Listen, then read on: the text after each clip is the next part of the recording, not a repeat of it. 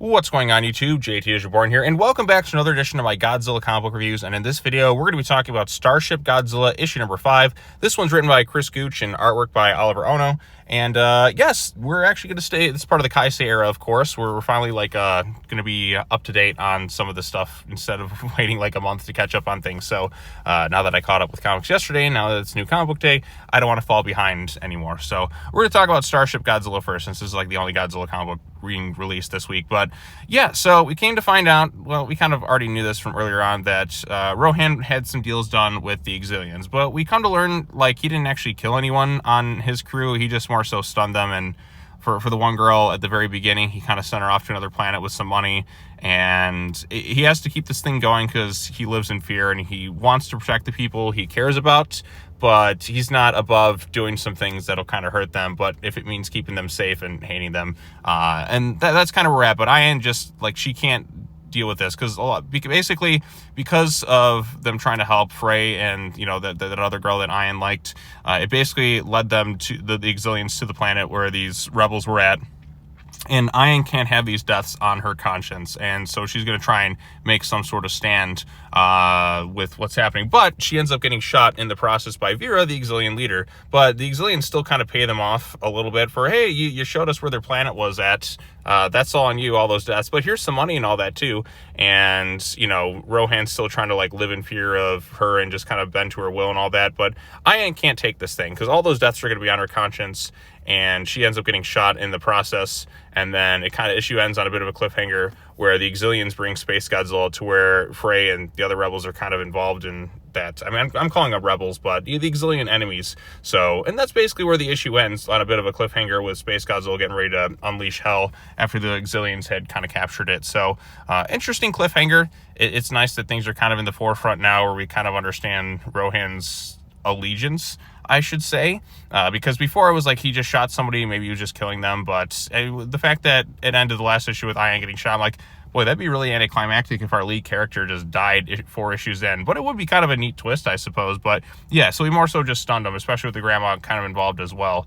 But this is the point where it's almost like, I guess Rohan's kind of in the Han Solo sort of way, where he's just doing things to kind of save his own skin. But even then, like, he's just kind of wants to, like, ultimately will do the right thing in the end. Maybe he sacrifices himself in an issue or two because he just can't live with all those deaths on his conscience or whatnot. So, like, being the hero instead of just kind of fleeing and living in fear, doing something a little bit more heroic. So, well, you know, people like those moments where you have kind of the scoundrel of sorts of the group, but he's not really this personality wise in that. Just something that kind of comes to mind, especially with the whole space and evil empire and all that.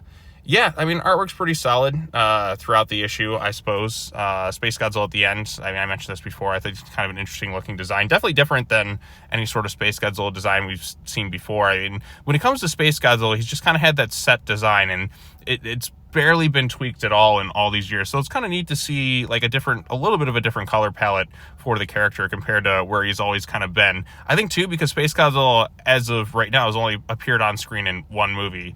Maybe he appeared in, like, the anime trilogy as, like, a background thing. I don't remember that, but actually, no, probably not. But, we'll finally get to see him again on the big screen in Supernova next year. But anyways, it's kind of a neat design. And like I said, the ending of this issue leaves on a bit of an interesting cliffhanger. I think I mentioned this a few times in some of the other videos. Out of the 3 Kai-Sei Era books, it's one I'm intrigued with the least amount, but it is picking up a little bit more. I just think the other ones are a little bit stronger with their stuff, but that doesn't mean this thing's bad by any stretch of the means. It is fun to kind of explore the cosmic side of the universe while that other stuff is going on planet Earth, with, like, the Dead Zone and the Kai-Sei humans. I'm just curious how it's all going to tie together, because you have this whole shared universe going on here. When are the books going to start to cross over? That's the part I'm most intrigued by when we eventually get to that, because it's got to happen at some point. There has to be some sort of event. You don't do, like, a shared universe of comic books if you don't cross them over at some point and do some sort of event. So I think it'll be rewarding when it ultimately all kind of ties together. That's the aspect I'm most excited about when we get to all these books and all that, because you see the Xiliens doing their thing over here. You see the stuff on Earth where, you know, living in fear of Godzilla, and now Godzilla's supposedly dead, but he kind of fuses in with Jason a little bit too, and then you got the stuff with the Dead Zone with Elias, the Wanderer, we come to find out, and then you got this thing. So what's really going to be going on? What is it all leading to? So that's where my intrigue kind of comes into play. But yeah, I mean, overall, this is a pretty solid issue from start to finish. We like I said, we understand things a little bit more about some of the characters and their motivations, and the and kind of the guilt that some of the heroes will kind of feel on their conscience. They're like, working with these bad guys, but doing it to try and protect the people you care about, like swallowing the pill. Can you really live in fear? Are you just going to live in fear the rest of your life, or are you going to try and make a stand? And that's kind of where we're. That's the predicament that a lot of the characters kind of find themselves in. But now it's gotten to a point where a lot of innocent people are going to die, and it's because we just kind of like we're a bit submissive to the Xiliens. Like, maybe if we took a stand beforehand, this wouldn't have happened. But now we're kind of at a crossroads. Like, this is the decision. Like, Ayan's obviously going to go try and help, but are the other characters going to? And I would assume they are. And they'll make themselves targets, but at the same time, it's like they have to make a stand against the Xiliens, because I mean, the Xiliens just come in and they conquer everything they do. That's just who they are as an alien species. Almost none of the Godzilla alien species come to Earth to try and help it, unless you count the Martians or the Venus versions of, like, Ghidorah, the three-headed monster, sent as a warning to kind of help planet Earth. Every alien race that shows up in the Godzilla franchise wants to destroy the planet and take over Earth. It happens every single time. So especially if you get the Xiliens involved. Well, actually, I think, what was it?